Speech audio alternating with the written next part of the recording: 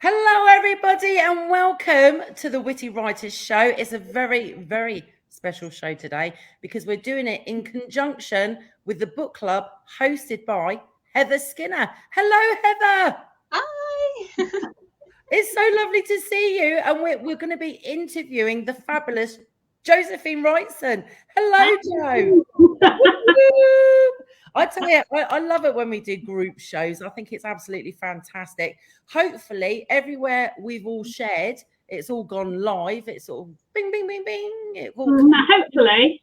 I've been at it this morning and last night. I think between us, we must have shared about over 50 times. It was like on different groups and stuff. I've tagged lots of people as well because on my original interview, I had a lot of my ladies that didn't know how to find us. Oh. So I tagged them in the link this time. Yeah, and it's a lot easier when we can share the live link as well. So I'll tell you what, thumbs up to StreamYard because it's absolutely fantastic. It really, really is. It's been a lifesaver for me because I'm able to pre-schedule and pre-share and not do everything last minute. It's absolutely brilliant.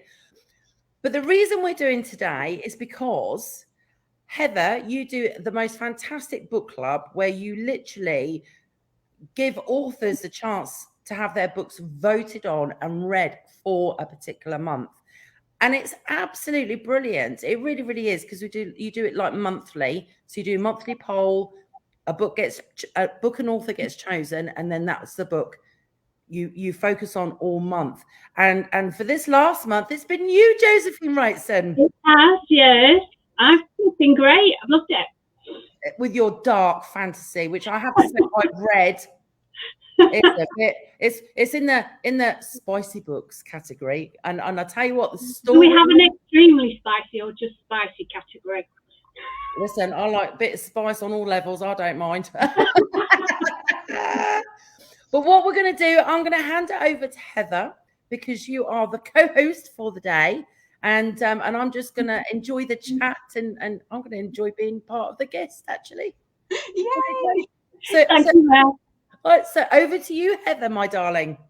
Awesome. Well, I want to thank you, first of all, for having us back here. This is such an honoring, just being able to be back again. I love your show, love you, and I'm so glad that we get to connect again like this. So thank you so much. And I was so great too. We got to watch Stephen Manchester with you recently too, who was our first book club vote in. So I'm so glad we're getting to connect, and this is awesome. Thank you for this unique opportunity to have us back. Oh, I'm thrilled. I'm just as thrilled. I love it. It's awesome. This is great. And I want to give a shout out too, to thank you both for being here at this time of day, because for me, it's 12 noon Eastern Standard Time. And I know it's completely different times for both of you as well. Yeah. So I think for you, is it 6 where you are, Josephine? It's just after 5. I've not got a clock in here that works, so without looking, but yeah, it's just after 5. And then I think, Beth, are we like 3 hours apart or 2? I forget. I think it's 3 hours. It's 9 o'clock here. And I have to say, it does make a nice change for Josephine, bless her, because normally when she watches the show, she's trying to keep her eylids open because it's so late. Hello. I'm like, oh my God, how is she still awake? I know. I think she's absolutely amazing. I really, really do. I don't know how she does it. We've got people joining us though, so please pop up your comments and say hello. We've got a couple of ladies that if you don't mind, and I'll quickly pop them up so we can see them. We've got JR. Hello, darling. How are you? Hello. Ladies. And we've also got Bonnie. She says hello, ladies, too. Hi, Bonnie. We've got lots more popping up, so we can get to them whenever you're ready. But please pop up your questions and your greetings in the comments. And then obviously Heather can give me the nod in between the questions for Josephine, and we can get them on. And this is live, so all the mistakes as well. Yeah, warts and all. Yeah. I'm so glad to see Bonnie's here, because Bonnie, you are actually one of Josephine's winners of, I believe that was for the signed book copy, right? Yes. Oh, congratulations. That is awesome. Congratulations. And hopefully, I'll sign it and get it to her if she PMs me her address. Perfect. And then those who are watching now too can be entered into her other giveaway for her stunning photo book. Do you have that handy by any chance? I do. Yes. I came prepared. It is fabulous. As much as possible. Yeah, we're going back to front there, but the fingers are because I'm having a hot flush. She's so clever at doing stuff like this. She really is. It is. This is such a unique keepsake. I think that's gorgeous. It is. There's also with a little bit of actual writing. Ooh, some little paragraphs from the actual book. So yeah, lots of different pictures. I love that. I love that. And Bonnie says, "I was?" Question mark. Yay! Made her day. She read book 1 and book 2, and I'm pleased that she enjoyed both. Yeah, it was so great reading her reviews. I loved what she had to say about your books. So congratulations again. Thank you. Well. All right. So I'm going to get right into it. I'm kind of directing my questions at both of you because I actually find it very interesting that even though your books are so unique and different, you also kind of share some of the same concepts. So this is really cool. I get to talk to you together. I think this is going to make this really unique and interesting. So, but first I'll start off while we were discussing your, like the prologues and epilogues and extras in books this month, while we were talking about your book, Josephine. Yeah. Another author actually, who is a member, Courtney Turner Hoyle, she mentioned that she loves song lists in books. So my first question to both of you is, do you have like a certain list of songs that you think would really go well with your books? Maybe they inspired you while you were writing, or maybe you just think it would fit the themes of or scenes of your books. I do actually listen to music while I'm writing. I have my headphones on and then go into my own. And I use Spotify, and I name each one after my books. So I've got balance and the ones I choose to listen to while I'm writing that one, and the rest as well. So yes. What's one of them on your list? Can you share one with us? I think it's called, oh goodness.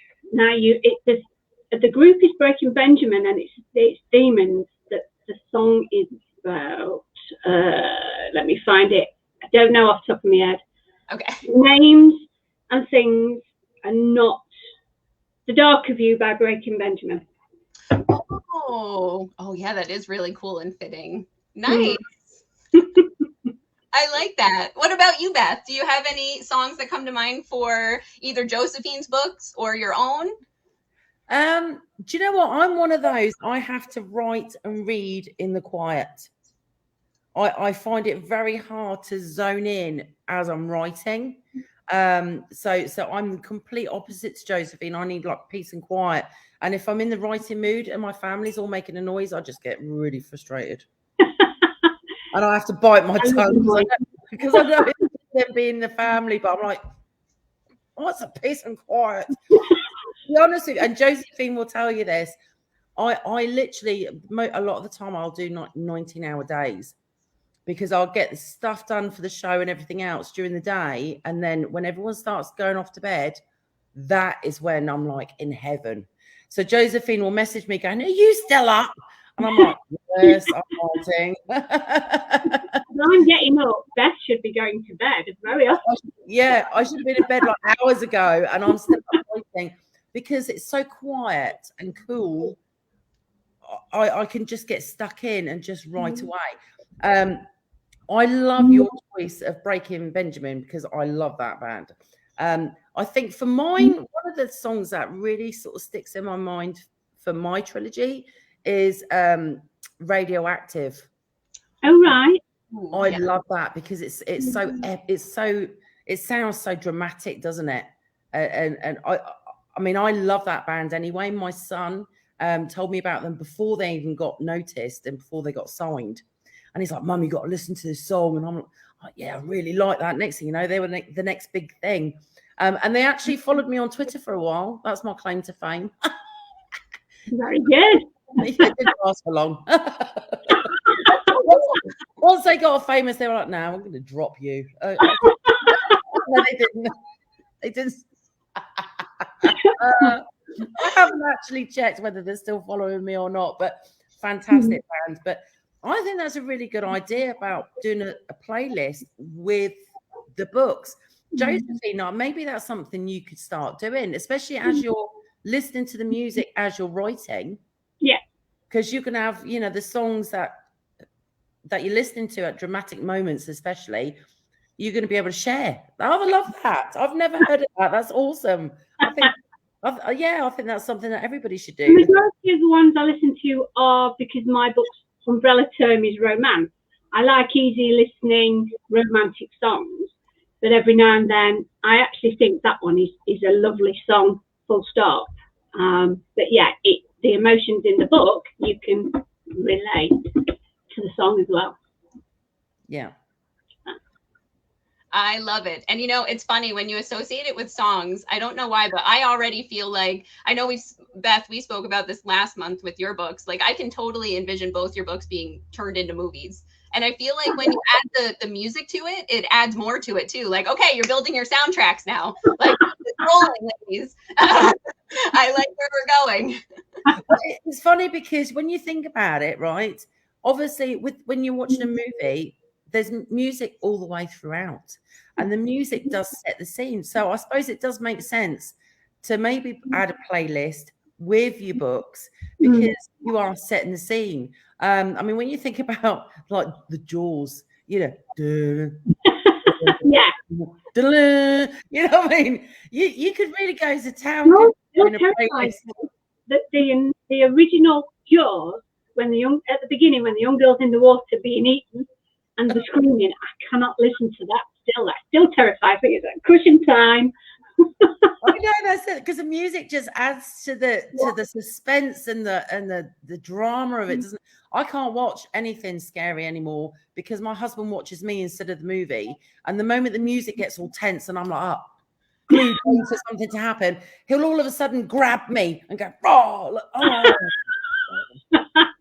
I won't repeat what I'd say to him. But well, at least we didn't have to you didn't have to read my book in the light like Stephanie did. To turn the light on, bless her.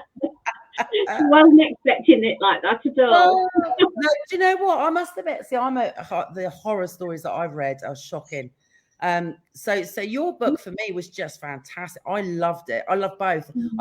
I put book one down. Can I just say we're talking about Balance and Retribution, book one. I've actually read both. Like Heather, I finished the first one of yours, Josephine, and I couldn't wait to get to the second. I'm like, I need to know what's going to happen, because I was so sucked in. Honestly, once I couldn't put them down. You had to, though. I know I got other shit to do, but I didn't want to. It's true. You do such a great job of like building so many questions. And then even when you start to answer some of the questions, you've already put more in. And I'm like, I have to find out. But I've got to eat dinner. Wait a minute. Oh my God. Oh, I like a book that does that, though. Yeah, me too. Yeah. I mean, some authors wouldn't leave it on a cliffhanger either. But I think Balance book one had more than one cliffhanger at the end, so I gave you one answer and moved on to the next in the next book. Yes. You did it in a really great way too, because it's a cliffhanger, but like it also kind of wraps it up at the same time in its own way, where that one does feel like its own complete work. But you have to know what happens next at the same time. It was a natural end. That for book one, it was originally meant to be one book.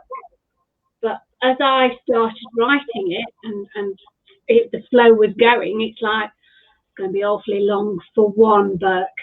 And then it just worked. Oh, that's a good end. That's what we'll leave it there for that one, and then we'll go straight in. There's no time lapse or anything. It's straight into the next one. Yeah, I prefer that, to be honest with you. I like it when, if somebody's going to do a book series or a trilogy, I do prefer it when it's seamlessly one story. Do you know what I mean? Where you can literally just put one down, start reading the second, and just carry on being absorbed.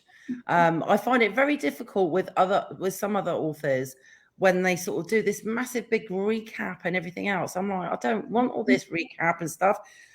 I just want to get back into the story. And I must admit, I'm the same when I'm watching, like a TV series. If I'm on Netflix, I hate to sort of, I'm not promoting anything, but when I'm watching Netflix or whatever, I am one of those. I'm like, no, skip intro. No, skip recap. Yeah, I don't want a recap. I've just watched it. Why do I need a recap? And then you go from one episode straight to another, and they've jumped like 10 years, and you think, oh, right, hang on a minute. Where are we? What happened? Oh my gosh, I'm so glad I'm not the only one. We've got some more hellos and comments when you're ready. So go for it. Okay. Nick says the three amigos. I like that. Si, senor. We've got Lisa. She says hello. Oh, Lisa's great. Lisa's a German lady that's one of my readers. Oh, Stephanie as well. I can see them as you put them up. Yeah, we got Stephanie. She says hello, ladies. And Hi, Lisa's cracking up. She said the three amigos. I like that. Bonnie says I've read both also. She's an avid reader. She's fabulous. She really is. Yeah. I'm not surprised, Bonnie. I'm not surprised because you're awesome. Lisa says a great book. Yeah, Lisa's read it before. Yeah. She's awesome. Stephanie says yes, that first chapter of Balance and Retribution scared the heck out of me, LOL. But you know what it is? I mean, the start of Balance and Retribution is so dramatic. I love it. I absolutely love it because, as a female reader, you can put yourself in her shoes, can't you? Thinking, walking down a dark street and there's these noises and then you feel something and you feel like something's there because that's what us women are like. We're very aware, sensory, aren't we? We pick up not just on emotions and stuff, but we can feel when somebody's watching us, when something's not right. I think it's great that you wrote it like that because so many of us are like that. And we do sense things that we're not really sure are there or not. But Stephanie said, just add music and I'd really be a mess. LOL. It wouldn't quite be the dessert of Jaws. Wouldn't that be funny if you had that? This is supposed to be Oh my God. I'm so glad we're talking about this after I've read the first chapter because I think I would hear it in my head the whole time I was reading now, like the Jaws. Like oh my God. That was so funny. Oh my God. My eyes water as well. Making me laugh. Excuse me, ladies. I love it. Oh my gosh. Oh, all right, let me pull up another question here that I've got. So, because this is great. I love this. I can't wait to see what else you both have to say. I love talking with both of you. Amazing. Can you see what he's doing? Hi there.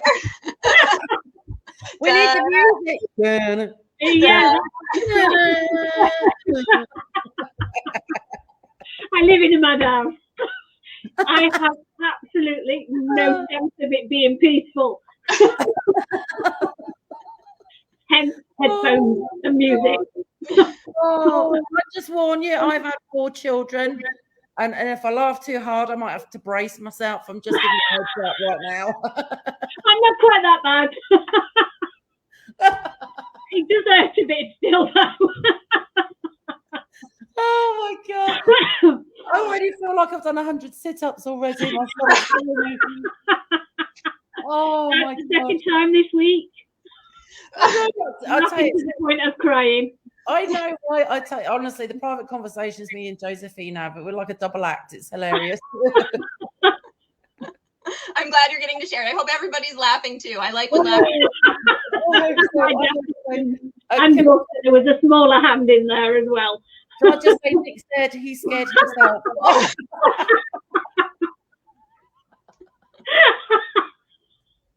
Oh my I've god. got the stitch now. Oh, Breathe. Ladies, breathe. right. Whew. All right, that was great. Whoever said book chat can't be hilarious?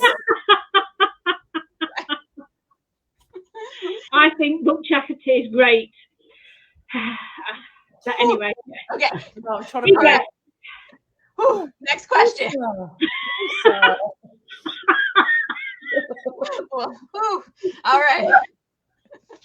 So while I was reading your book, Josephine, Yes. I actually made quite a few connections to, like, I feel like you could market to a lot of fan bases, like a lot of different fan bases that already exist with like really big, well-known works too. So like, I actually felt a little bit of a Harry Potter vibe in there.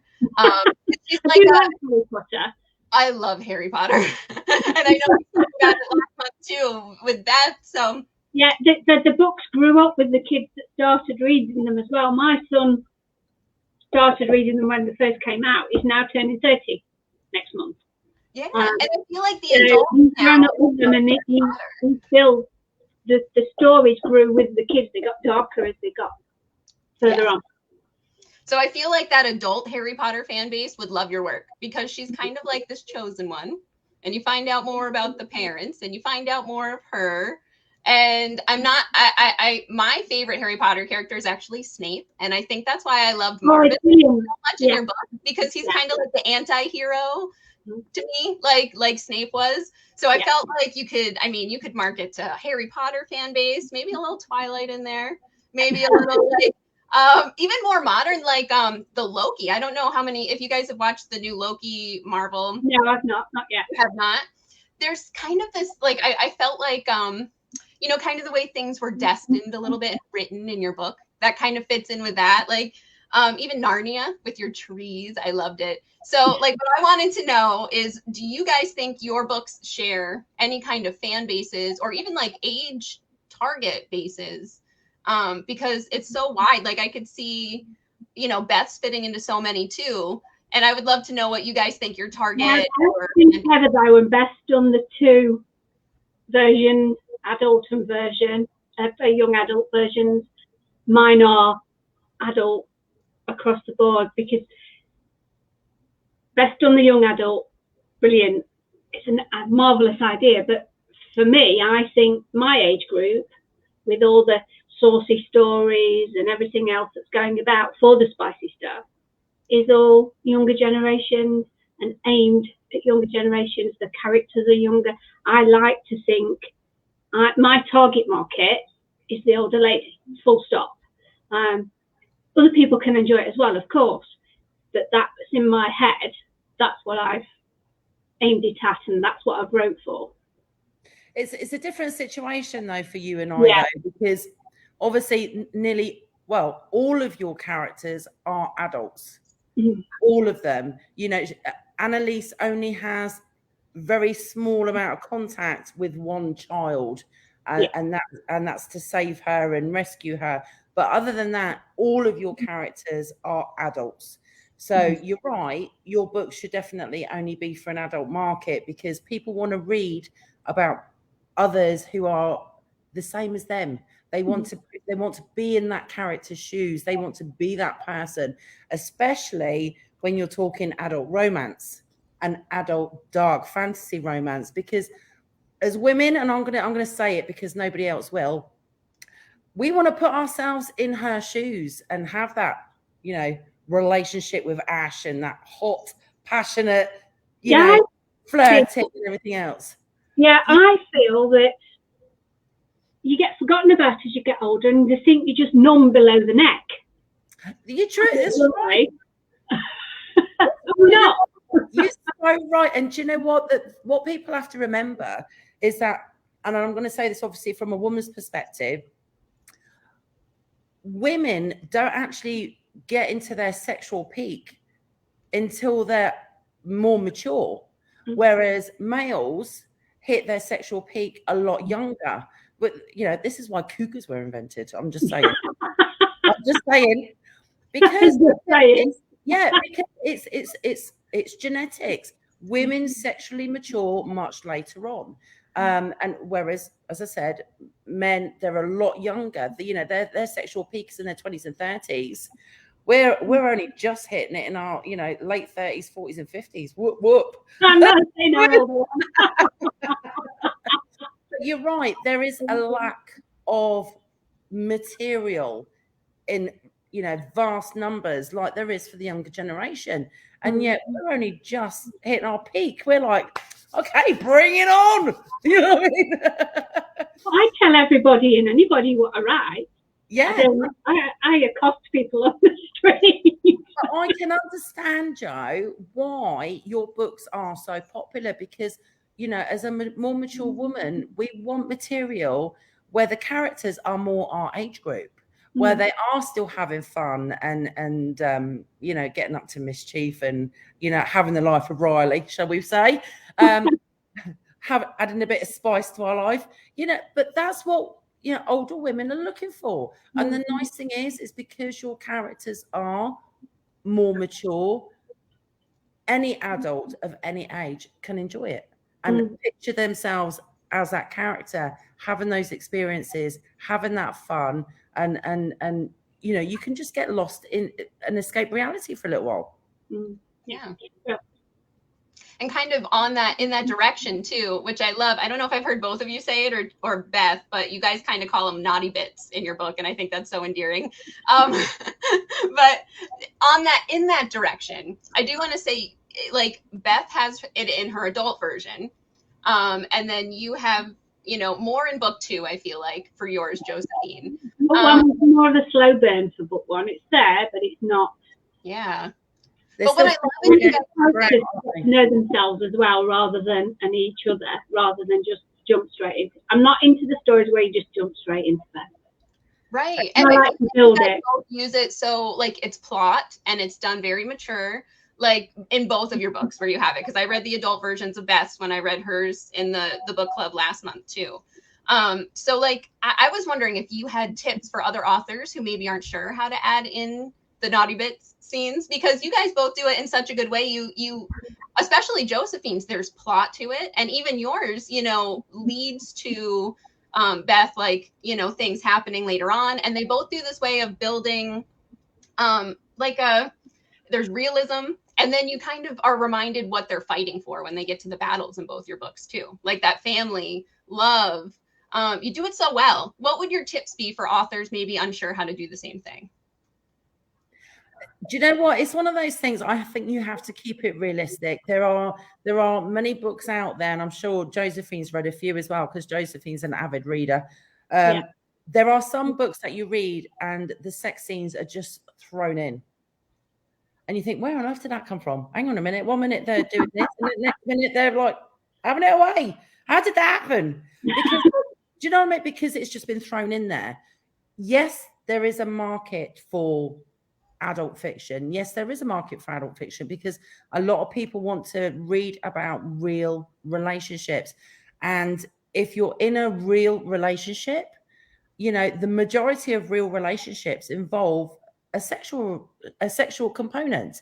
There's love, there's passion, there's need, there's want, you know, that, and everybody, doesn't matter who you are in real life, everybody wants to feel needed, wanted, and desired. And that's huge. And a successful relationship will remain successful if both parties, no matter what sex they are, feel needed, wanted, and desired.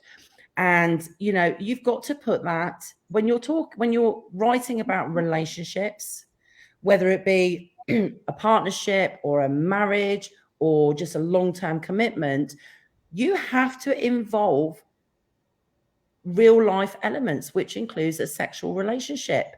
And obviously, you know, that can vary from one degree to the next, you know, but I mean, Josephine does a fantastic job with her chemistry between her two main characters, Annalise and Ash, because she's right, there is a slow burn in book 1, but all relationships, well, hang on, most relationships start as a slow burn because you're getting to know each other. You've got that sexual chemistry. You've got that self-doubt. Is he interested in me as much as I'm interested in him? You know, can I trust my own feelings? Do I really want to go into this relationship or not?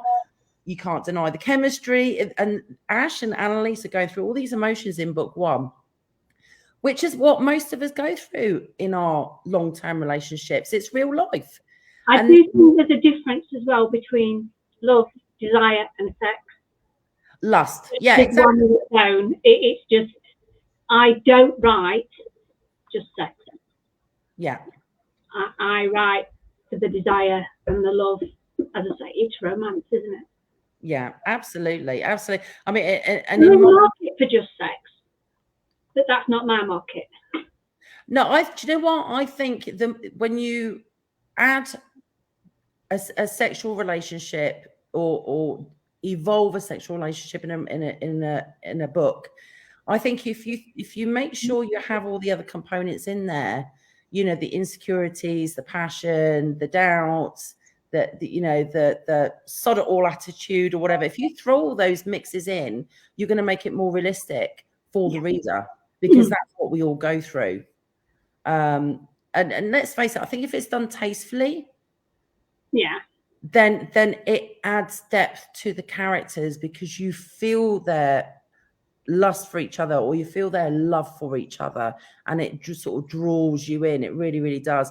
But for anybody who wants to write about sex scenes and relationships, I think you've got to give just enough so the reader can picture it in their head without being graphic.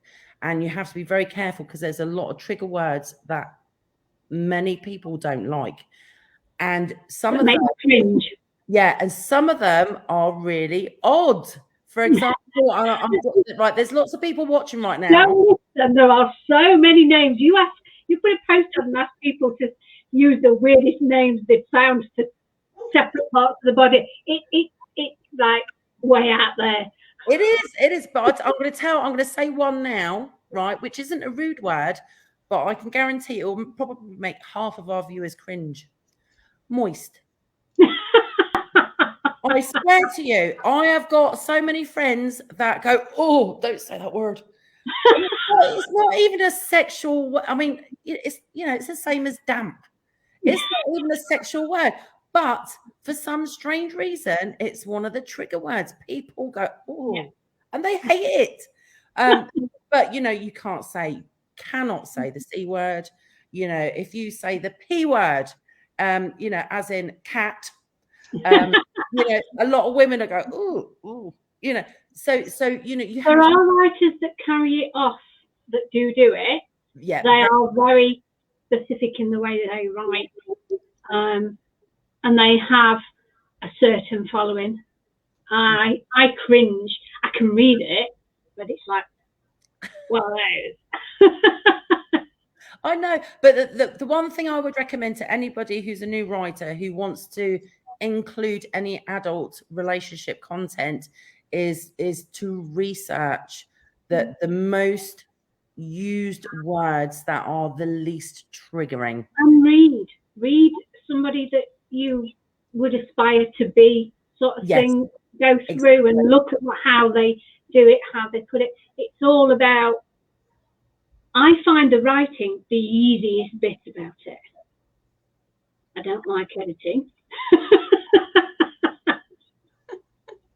And the marketing, I can actually market because I can talk. It's the technical side of it that I struggle with. But yeah, I read and read and read as well as write. Now I've done 13 books in 2 years. So I am full of stories. But it's sometimes you find something that's comparable to where you want to be with your own work, and see how they've done. Don't copy them, obviously, but see how they do things. Yeah. Just read. Yeah, their techniques. You're better off learning techniques from the top sellers for your genre and your, you know, and your type of book. Just quickly, we have got tons of comments popping up, so I'm going to quickly, if that's all right. Yeah. I'm just going to quickly go up. Right. Carla's made me laugh because she's put the banana voice. Oh, I love her. She's hilarious. Like, you're cracking me up, Carla. Bread's supposed to be moist. Nick says, "Thank you, hun. Finally, somebody who understands my pain." I'm gonna kill him. Am I allowed to say that publicly? Oh, the reason he's saying that is because Lisa said, "Should we feel sorry for Josephine's husband? I also think it's good when the main characters are also written for older readers." So that's why I said thank you for somebody who understands. Oh my God, I'm literally dying. Oh my God, oh my God, oh my God. Okay. Stephanie says, "So good to hear you guys laughing." We can't help it, Stephanie. It's so much fun. Lisa says, Lisa says it's nice to hear that you're having fun and that it promises to be an interesting event. I think that's putting it mildly, babe. Yeah. Bonnie says yes, she enjoyed Loki as well. I'm literally crying here. Oh my gosh. I'm trying not to, but I know. I'm struggling with that. Sherry says, "Do you have any characters that you are waiting to put in that certain book to be written?" Ooh. I have a list. Which one? How long's your list, Josephine? I've got characters going left, right, and centre, and yeah. Oh my! You do know that if you wasn't an author, people would call you, you know, like a schizophrenic, where you got like personality. I know, I'm always talking. I'm just saying. It's the only career you can have where you can be literally mental and go with it. Imaginary people and have imaginary people talk to you, and yet you still class the same. You know, that's true. I love when authors say my characters told me they were doing this. And when you put it in that context, it's like, wait a minute, if you were anybody else, you weren't an author. Where's because that? I've been doing all my editing, my books are waiting in line, and I have so many of them now that I want to bring to completion. And I keep looking at them thinking, yeah, no, editing. Yeah, no editing. She's fighting the urge. She's fighting the urge. As you know, Sharon Brownlee does my covers for me, and she was doing a event, a cover selling event, and I spotted one. Don't sell that. I want.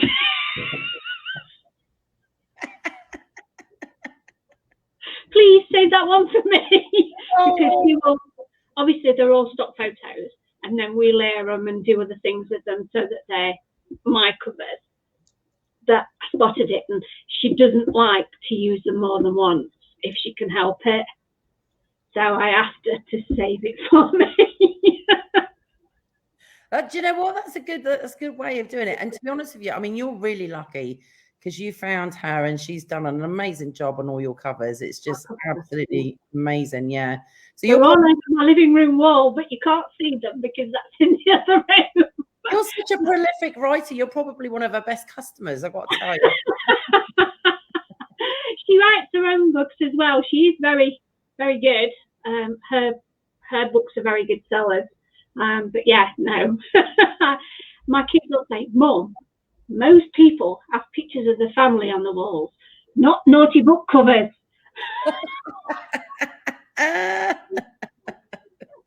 Oh, God. I just got to say, yeah, you may not be up here, darling, but you're in here. Yeah. Well, book covers are on one wall, the kids are on the other wall, but I'm running out of space. There we go. Then. Look, here's one we made earlier. It's like being on Blue Peter. And they're gorgeous frames. They really set them out. I've got a set of those. Can I just add that before he showed us your beautiful book cover, he did pop this up? No, he's not.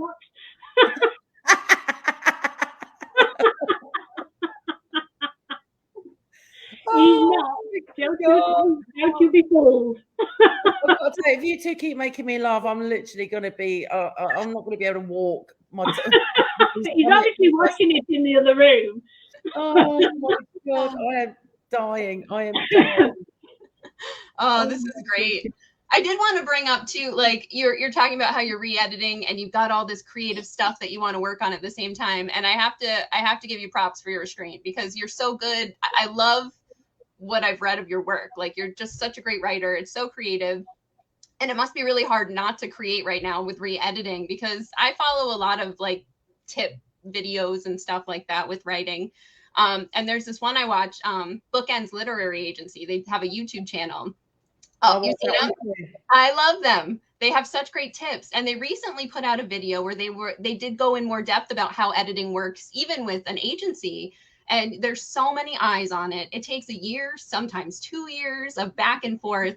And both of you do this on your own. And I mean, that takes a lot of restraint. That's not an easy part. Like the fun part is creating, especially when you have so many other ideas kicking around. So I definitely want to give you both props for what you do. And I mean, Josephine, with not only editing and putting it out there, re-editing everything, like that's a lot of like dedication to what you're doing because I can't wait for you to also start putting more out. Like now that I've gotten this introduction to your work, I want to read everything.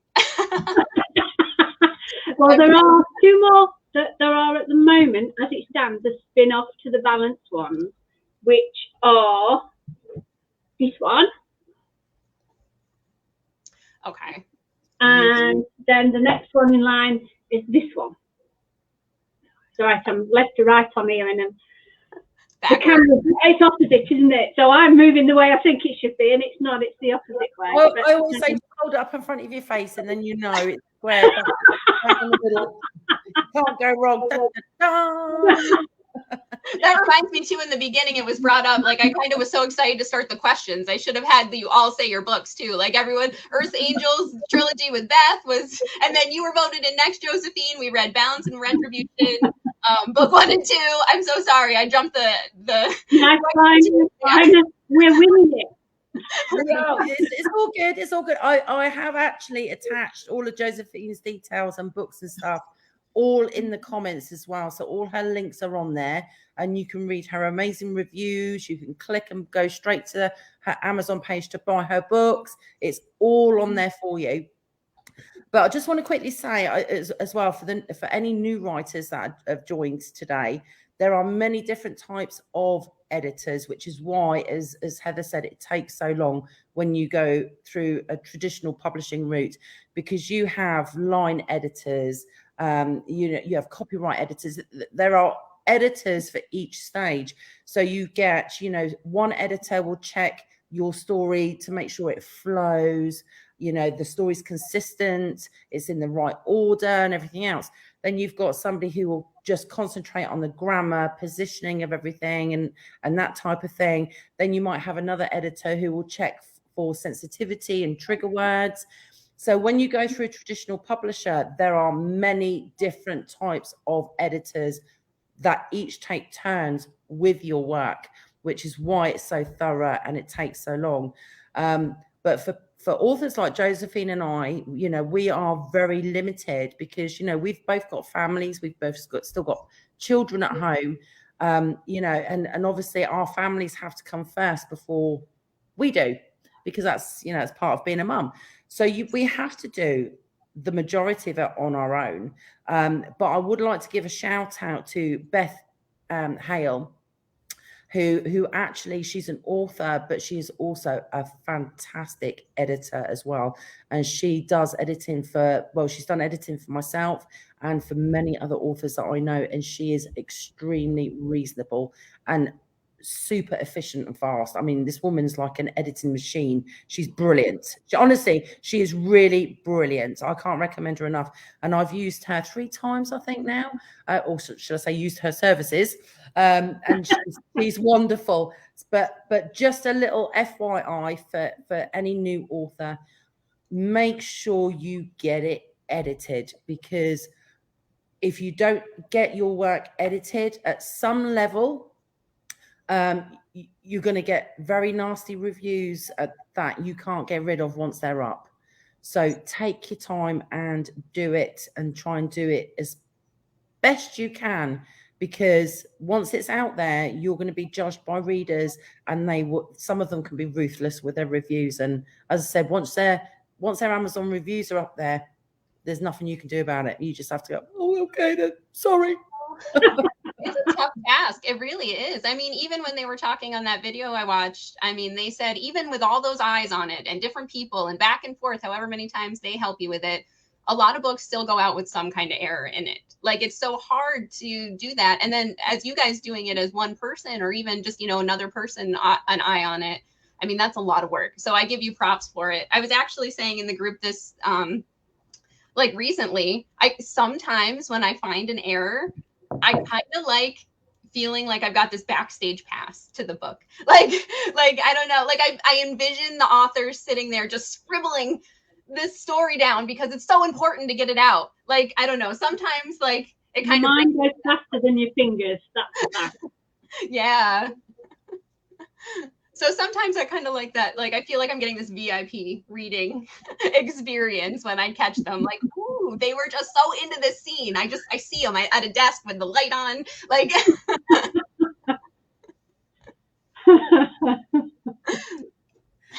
it does get you like that. One little tip, and something that Josephine does, and this is why she's so good, but listening to your own work can pick up a lot of things that you miss just by reading, because the way our brain works, when you're rereading and rereading the same work over and over again, the same manuscript, after a while your brain actually corrects it, so you don't see it anymore. You don't see that mistake. You don't see those errors. What it wants to say. Yeah, and you do that a lot, don't you, with your books? You listen to them. And when I think it's correct, and I listen back and I think, what's that doing there? That's an extra word.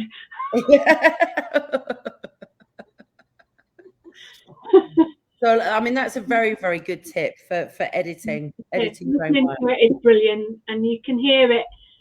You might read it, okay, but when you listen to it back, sometimes there's a different way of putting it down, swapping the words around, and making it flow easier, even though it reads okay. Yeah, even having a comma, you can have a comma in the wrong place, and it can completely change the flow of that sentence, and or it won't make sense. But the moment you put the comma right where it should be, or take it out, you're like, oh, okay, that's much better. I always think if I have to reread a sentence, it needs changing. There's something there that my brain is not liking. So if I have to reread it, it needs changing. I was telling Josephine a while back, I think the comma usage in her books actually gave it its own life. Like it because you see so many points of view throughout the book, which I find really awesome in Balance and Retribution. But then there's something about the comma usage that kind of makes me feel like I'm with Annalise the whole way still. Like, her hesitation is still built into all the other characters' thoughts and actions and what they're saying. It was really, really cool, actually. Like, I felt connected to her throughout that the whole way. Like, she was there kind of reacting to everything with the way you did that. I thought it was kind of cool. I agree. It's very, very cool, because it literally, you feel like you're on her journey. You really, really do. Yeah, you really do. And especially because she's meeting all these other characters that are coming in, and, as the story unfolds and all that, the plot starts to thicken, and, her reaction, she's like, oh my God, you're a this, and oh my God, you're a this, because we would be the same, wouldn't we? If all of a sudden we found out that there is a demonic world, and that, there's all these demons and they have their own battles and drama going on, you'd be like, what? You would feel that way. Yeah. Oh, and that leaves me, I'm thinking of another question I have for you guys that I think is going to be really fun. So in both of your books, you mentioned the word angel, right? But in completely different context and like concept. It's amazing. So what if you guys were to sit down together and just start with your different concept of angels and like the way you introduce dragons later on in your stories too. I love it. If you just started off with those and made a book baby together, what would your book look like? Just starting with those. I think it would blow your socks off. Explosive comes to mind. Maybe we should do it, Josephine. That would be awesome. Yeah.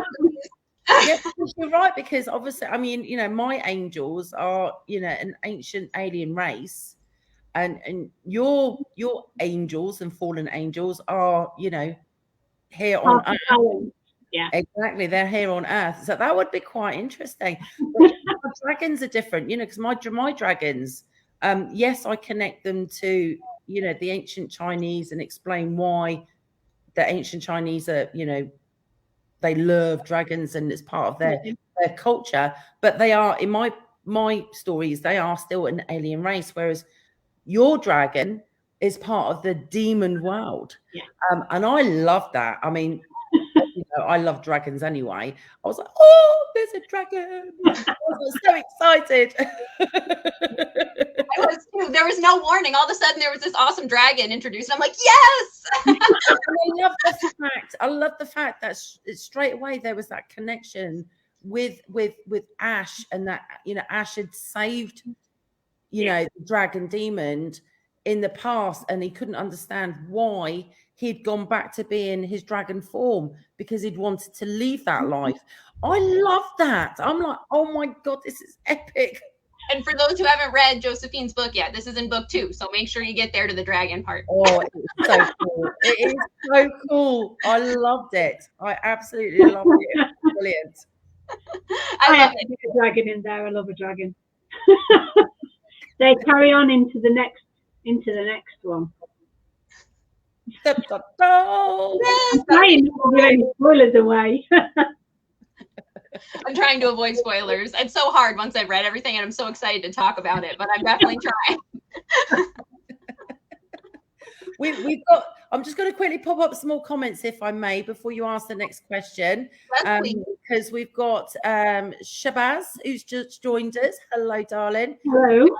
Sherry says, okay, just saying, I've had 2 kids and I need to put you on hold for a minute. See, I'm not the only one. I'm not the only one who has to brace themselves. There we go.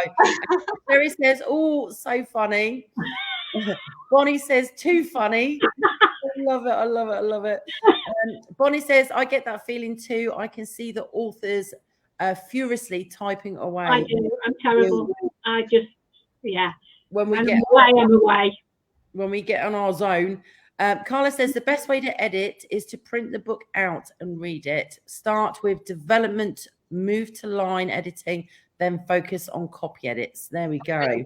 Nice. So that's all very, very good advice. And that's just true, because once you move it from the screen to a print, maybe your mind can refocus around it, because now it's in a different form. Yeah. Do you know what? Sometimes, I know it sounds really weird because our brains work very, very weirdly.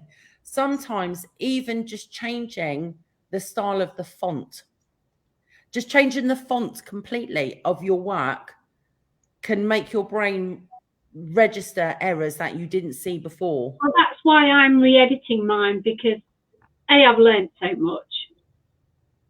Beth's been guiding me.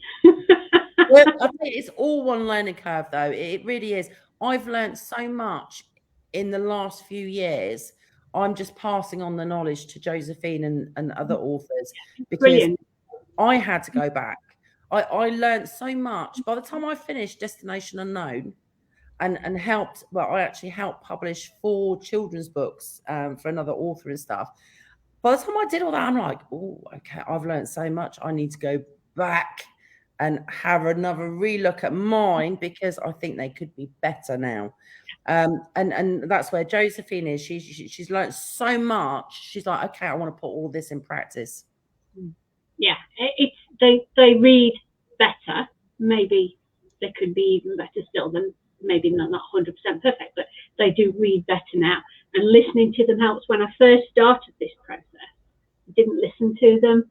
And now I listen to them. I even lay in bed at night and I listen to a chapter before I go to sleep, and then I go up in the morning, right, I need to change that, or that's fine, I'll move on to the next. I'm on chapter 10 of a re-edit at the moment, and I'm struggling with chapter 10 this week. I've gone over it twice already, and I'm still not happy with it, so I'm going to do it again. I'm nearly there, but not quite. But you know what? Even well-known, traditionally published authors at some point think, I could really do with going back and having another look at that one, because I've learned a bit more since then. I mean, this is the whole reason why there are, you know, new releases of older books, because they've been updated and re-edited to the, you know, for the times and the trends and everything else. Yeah. You know, the one thing about being an author is it's like with any product you produce, you always can create a better version. I mean, I know this is random, but you think about men's razors. Right, just for a second, I know it's really weird, but obviously, you know, as books, we're talking about products. Our books are products. So when you look at a men's razor, you know, when our great grandfathers were around, it was like, you know, the switchblade razor, and you know, and then all of a sudden disposable razors were in. It was the biggest craze, you know. Now, and I've got to tell you, it drives me freaking nuts. All these razor blade companies are bringing out a newfangled one. It's got 2 blades. It's got 3 blades. It's got 4 blades and a glide strip. Do you know what I mean? But that's the market world we live in. It drives me insane. My husband finds a razor he loves, and all of a sudden they discontinued it and they bring out a newfangled one. I'm like, God damn it. My husband will say, why do they have to keep changing things when they work? I know, right? If it's not broke, don't fix it. But the book world is the same. The book world is the same. So as authors, we've got a product that we have to update, you know, throughout the book's career. You know, every few years we need to rethink, do I need to update the book cover to match what the new trends are for that type of style of book, that type of category of book? You know, there's nothing wrong with going back and re-editing the material or the cover or the blurb or the description, because as a product, we have to keep up with the times. So, you know, Josephine is doing everything she can, you know, as I am, to try and keep up with the trends and the way the book business is changing. And if you want to be a successful author, that's what you have to do. And it's always changing. Yeah. And not get too upset when you do get that bad review. We can't please everybody all of the time. No, not in any way, shape, or form. No, there is always take a day just to talk about it. Because the thing is, you know, we do pour our hearts and souls into our books. I know you do, Josephine, and you pour everything into your books. You know, and it does sting when we get a bad review. Unfortunately, as we just said, we can't please everybody. Not everyone is going to connect with our characters. Not everyone is going to understand or grasp our stories. But that's the same with anything else. I mean, you take the movie The Matrix. I devoured all of them. The movies were brilliant. I loved them. I loved the concept. Brilliant. The fact that I had Keanu Reeves in was bonus. But he's been my crush since I can remember. And even my youngest daughter used to go, "Oh, Keanu Reeves," because she used to hear me. It was my screensaver, but you know, in his leather and oh yeah, I'm all there. And she used to pick up my phone and go. She was only like 3 and 4. Oh, Keanu Reeves.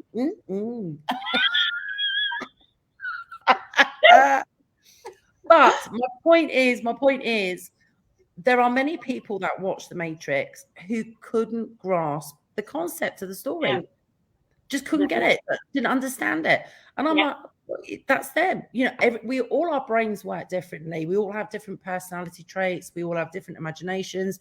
We are all so individual. Everybody's take on one book will be as individual as the person that's reading it, as individual as the person that actually wrote the book.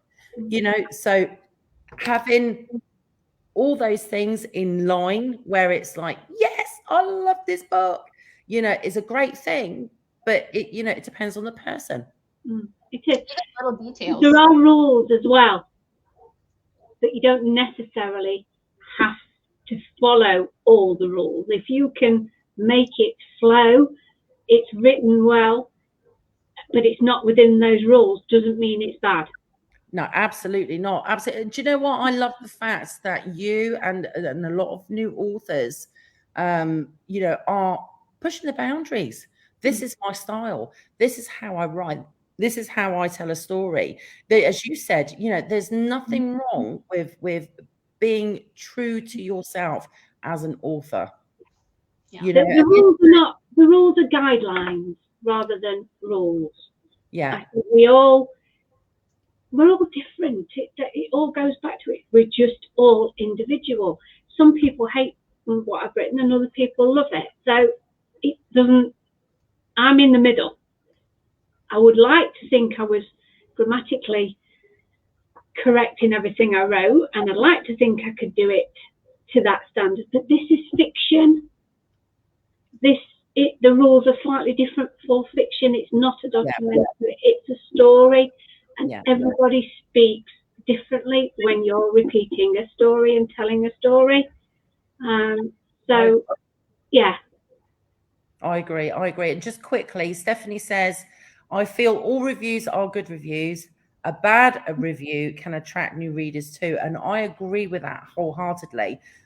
Even the bad reviews, sometimes you look at that, that book sounds quite good to me, actually. I quite like the sound of that. It won't be that bad, I'll have a read. Exactly. Or, the main thing is that when you get a bad review, it proves that all your reviews are genuine.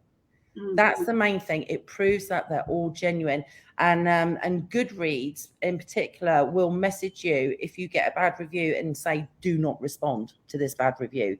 And there's a very good reason for that, because sometimes we do get the odd review from somebody who just wants to be nasty and they want a confrontation. And the last thing you want to do is have a confrontation with anybody. I've had, the odd message, luckily not very often, but I've had the odd message saying, your book, I didn't like it. I didn't like this. I didn't like that. And if they send me a personal message via one of my, platforms, where I'll say, thank you so much for your honest critique. I really appreciate you giving me that feedback. And I do, because that's how they felt. And, they've taken the time to read it. It's genuine opinion.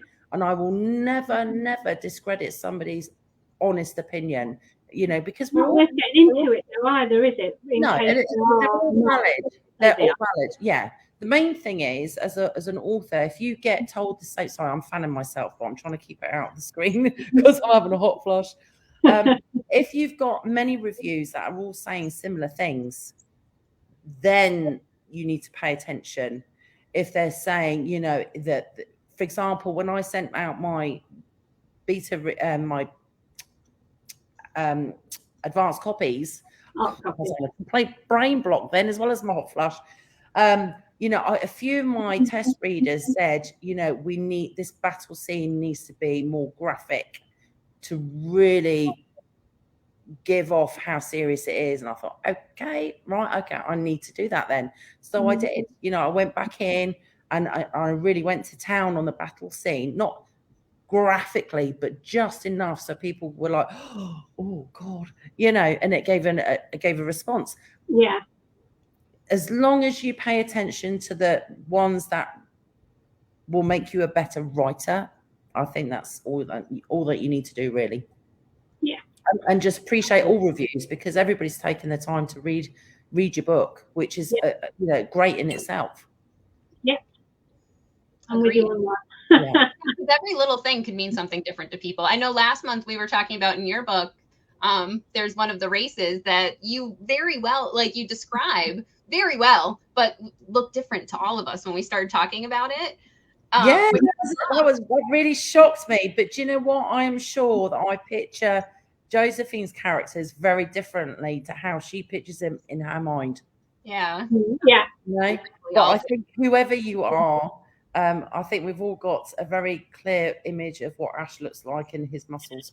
I'm just saying with his tattoos and stuff. That might be why I'm having a hot flush, because I'm thinking about it. Well, it's the first one of its type that's been read within the reading, within Heather's book club. So yeah, I was a little bit apprehensive, being full on adult. But she seems to avoid it okay. Yeah, you know what? You do it so tastefully. I mean, the relationship between the characters is so passionate, but it feels right. I mean, it's written so well. It's not like all of a sudden they hate each other. Next thing you know, they're, having a good time. But, you have some interesting elements built in too. Like we were talking about earlier, you don't just put it in there to put it in there. And that's another reason I didn't talk about it too much, because there is like magic and plot attached to this. Yeah. There's arc character growth, because, like you're saying, mature, they don't jump into it. They both have their journeys of personal growth before they even do that, which is awesome. So it is kind of like a reader journey, like in itself in your writing. As you read it, Heather, and Beth as well, you've read between the lines as well. You built up that image of the characters, but without being told, which comes later on, you can see that there's damage there, that there's broken people, and you read between the lines, because we were discussing this on the comments as well. Several of them actually did, that they got it, basically. Yeah. And I've got to tell you, for those who are watching, you will never believe where his tattoo, one of his tattoos ends up. That's my best bit. I'm like, I could just picture and go, what? I love it. I love it. You're giving all my secrets away. I didn't say where it was. It's just not in the usual place. And if you want to find out where it is, you've got to buy both books. I'm just saying. I'm just saying. We are, can you believe it? We are past an hour already. That's gone so bloody quick. It's unbelievable. You're giving my secrets away. Dun, dun, dun. Oh my goodness, the plot twist keep coming. Oh my gosh, I love it. I'm just going to quickly put the comments on before we finish. Look, Sherry says it's one thing not to like the book and another being mean about it. You don't have to be mean. I agree with that. Do you know what? Yeah. There have been books that I just haven't enjoyed. I haven't connected with them. I just couldn't get it. You find something that you can write about, the person's put effort into that. Do you know what? You can say this was a really well written book and then not say anything else, because it was very well written. It wasn't for you. There have been other books where I thought, oh my God, this is awful. I would rather not leave a review than a bad one, because especially now I'm an author myself, you know how much time, effort, blood, sweat and tears, sorry, I'm crying here, goes into those books. So I could never do that to an author. I just couldn't do it, because I know I tend to try and find something positive, even if it's only one sentence, and then I will build a review from that. If there isn't that for me, then I won't leave a review. Yeah. Usually I leave a review. Yeah. And there's always something. There's always something, even if it's only the heart that the person's put into it, the author's put into it. But there's usually something that I can find that's positive. Yeah, I agree. Like, as long as you say what you want to say in a way that's not rude, there's always a way to give that spin, and then separating opinion from fact in the book too. Fact. Yeah, I agree. Stephanie says there are traditionally published books with mixed reviews as well. Every book is not for every reader. Absolutely. We are all so different as well. The difference between you and I, the difference between Stephanie's books as well. We've discussed this before. We've read them all. I've read them all. And they are so different. Style, everything. We are all different. Yeah, as individual as everything else. I agree. Lisa says, that's right. Every author creates his world, his concept, his plot. based on his imagination. I agree. Stephanie says, good point, Beth. Critique reviews are different. They absolutely are. Sherry says, you are hilarious. Well, all three of us. Jill says he's back. Stephanie says, great fun. Thank you, ladies. Oh, you are so awesome.